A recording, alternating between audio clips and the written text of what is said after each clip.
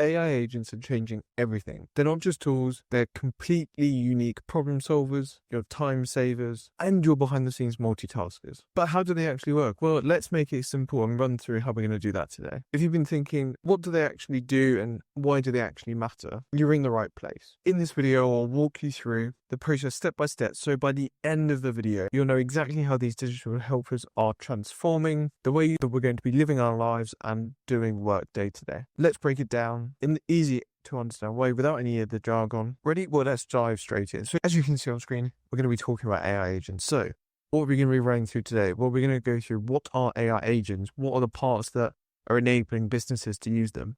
We're going to go through the process of how they're training and actually using the AI agents.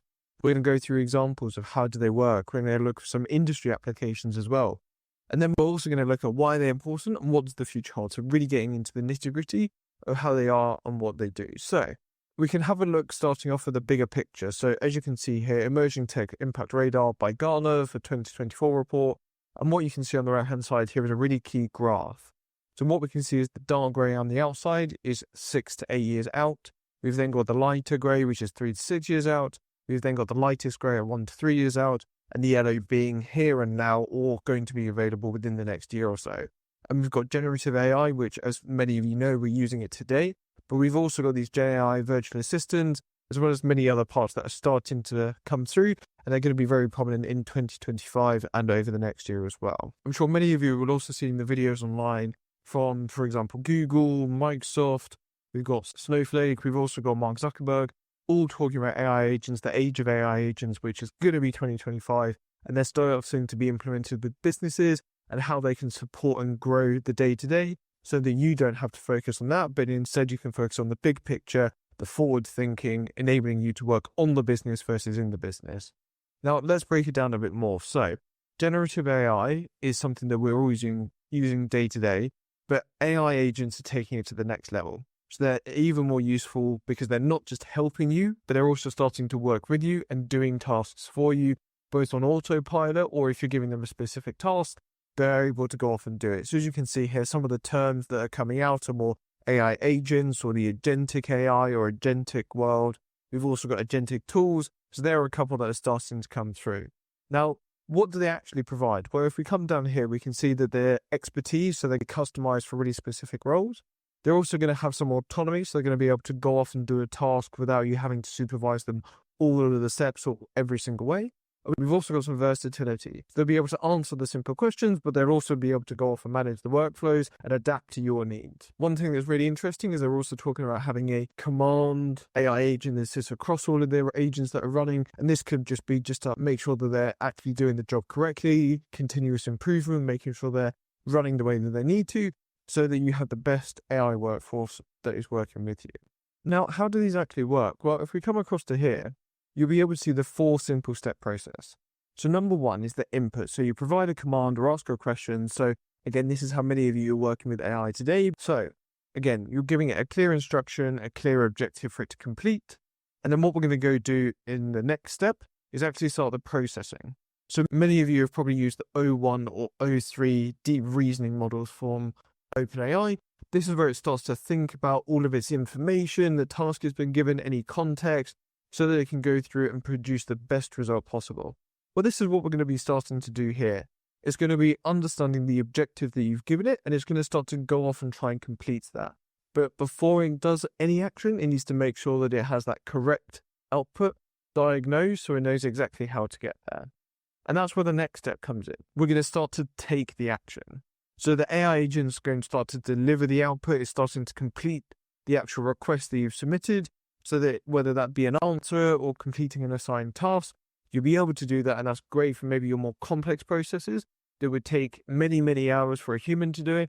But actually it can be sped up incredibly quickly by an AI agent, or actually enables you to automate maybe the mundane, the task that you're doing 3 or 4 times a day or maybe an hour. And it enables you to focus on the more high complexity tasks versus the more day-to-day, lower complexity tasks that AI can do instead.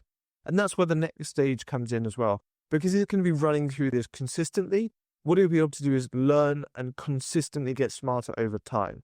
So every interaction will help and improve an AI agent, just as they've been trained to give the best responses And what we're going to be doing is analyzing how that process has been completed in the past so that we know how to complete it in the future. And that's where a really key part starts to come in, which is around exceptions and deviations from the normal path, or the happy path as we call it, so that the AI can actually work through that and still deliver the best output that it can. So let's give you an example. If we come across to here, we're going to be doing a restaurant. So what's the steps that we're going to have involved in this? Well, we're going to have a goal, right? We want to deliver a meal for that customer that's come in. We're going to give the AI a set of instructions. So in this case, it would be prep the ingredients, start cooking, plate the food, and then handle any feedback. So again, this is really high level, but what we can see is that we're breaking it down. So it's been given a really clear goal. It knows what the instructions are, or it's seen how it's been performed in the past. It knows that it has to do these 4 steps. It knows what's involved in those 4 steps as well, so it can start to go off and complete that process. The next part is actually training the AI. So again, this is where we're starting to deploy it. It's starting to actually learn how to use the tools. It's learning how, in this case, to maybe cook a meal. It's then actually going to start to embed all of that knowledge so that when it comes time to actually do it itself, it knows exactly how to do it and in what step. And that's where the next part comes in. That's where we're going to start to deploy and activate this tool. So it's been given a clear goal. It knows exactly what it needs to do. It knows all of the different steps involved in that. It's seen how it works in the real world. And now we can turn it on and actually leverage it day to day. But what we also need to consider is the continuous improvement. So although this tool is turned on, we need to make sure that it is performing at its best. And that's where, because it's obviously training on what it's going through and doing day to day, we also need to make sure that we've got that maybe orchestration layer that sits above so that it can continually improve all the agents that are working day to day so that you get the best results possible. The other part that we need to consider as well is actually the adaptability. So what happens if something unexpected happens, like a rush of orders or missing ingredients? Well, we need to make sure that we've trained the agents to be able to handle this and deal with these exceptions or any issues, but also know what to do if they can't resolve it. Not just try and hallucinate, give bad results, whatever it may be. They actually go and maybe have human in the loop. So this is where you'll be able to bring the human in. They'll be able to solve that problem and get it up and running, which still enables you to have so much time back day to day versus having spent all of that 100% time on this task being done by a human. So what are some examples of this actually being used in industry? Well, as you can see on the right here, we've got one around finance, so fraud detection. There was a really interesting acquisition in 2024 where MasterCard bought a credit card fraud company and they were able to double their identification rate. So that's incredibly important. We can see that they've got trading, personalized finance advice is starting to come through. We've got self-service and overall security. If we come down, we can also have a look at healthcare. So this is where we're going to be looking at diagnostics of maybe a condition or any diseases or what's coming through. There's really interesting research being done in this area around how effective it is versus doctors, whether they're working together or separately. There's some really interesting results there around AI sometimes being better when it's left on its own. We can also do patient monitoring. So again, you think about your hospitals or maybe at home, 24/7 care without having a human there consistently on standby. Your usual administrative tasks, so email, paperwork, that can be done instead. We can also improve overall patient outcomes, operational efficiency, and that's where it also ties into maybe the retail. And that's where you've got your customer service lens. You could also have a look at inventory management, personalized marketing strategies, boosting sales. So again, maybe some tasks that were done previously by a human. Also, what we could do is augment this work with an AI, not replace at the moment, but augment their work with an AI so that we can do more in less time. Another example of that is, if we come down to the bottom, is around manufacturing. So this is where we can maybe optimize the supply chain. So actually getting the goods from being created all the way through to actually on the shelf. We could do predictive maintenance. There's one company called Gecko Robotics in the US that got some really interesting tech that they're doing there. We've got quality control process, so making sure we're producing the best output possible. This is actually starting to use some other cameras to actually analyze the products. Really fascinating work. We've got productivity, reduced downtime. So again, what can really benefit companies and how they can leverage it. So there's a few examples there. But what are some of the tools that are being used? Well, there's a few examples here. There's many more coming to the industry. This is by no means exhaustive. There's lots and lots of other examples out there. But we've got, for example, Microsoft Copilot. Gemini is also trying to come out and do their own agents as well. We've got platforms like Crew AI that are trying to be agentic frameworks in the world today. Relevance AI, LangChain, so again, a few other ones out there that are really trying to bring agents to the forefront of your day-to-day working, so that maybe you don't need to do 100% of the process. You could get AI to do 80 or 90% of the process, and then you come and review the outputs, or actually do the human in the loop stuff where you complete certain parts of the process. So a really good example maybe is if you're going on holiday, maybe you're not comfortable with the AI making any payments or booking anything. So what you could get it to do is go off, find all of the information like your hotel, your flight, all of those key details, bring it back to you. You can then go, yep, I'm happy with that, make the payment, and then it will authorize the AI to make the payment, and it would go off and complete that process. Now, what we also want to look at is why are organizations starting to use this? Well, the first one is around automation enables time saving. So it enables you to focus on maybe some strategic processes, or actually creative work that maybe the AI isn't being utilized in at the moment.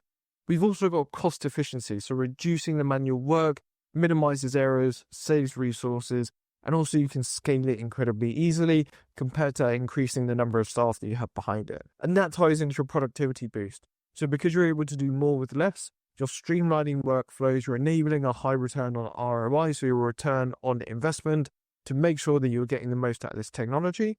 And we can also make sure that as we grow the business or we start to leverage this technology, it can ramp up and ramp down with your business needs. What we can also look at is the enhanced accuracy. So again, because we're not doing a human, it should be much more accurate for the outputs that it's producing.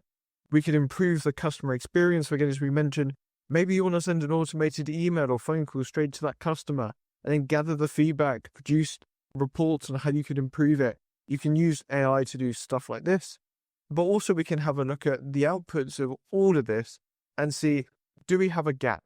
Is there somewhere that we could develop a new product or service, enabling us to focus on maybe that long term, that 5, 10, 15 years out, or that year plan versus the next day, 30 days, 60 days, 90 days, whatever it may be. That's great. So if we zoom back out, we can come up to here, and we've covered the majority of this pretty quickly. So what are AI agents, how they've got specific expertise, they're able to go off and complete tasks autonomously, they've got versatility, so they're able to adapt, but also really have unique insights into that process.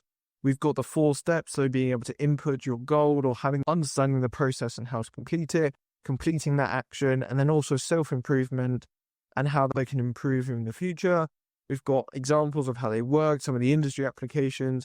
Now let's have a quick look at what does the future hold, because we know that they're important given the benefits we just discussed. So what does the future hold? Well, AI agents are going to be able to handle everyday tasks like manage your schedule, track budgets, keep you organized, saving you time and effort. So again, this will give you more time back to work on the business versus maybe in the business. We can also leverage this tool to take care of repetitive tasks, enabling you to focus on maybe bigger decisions or more important projects.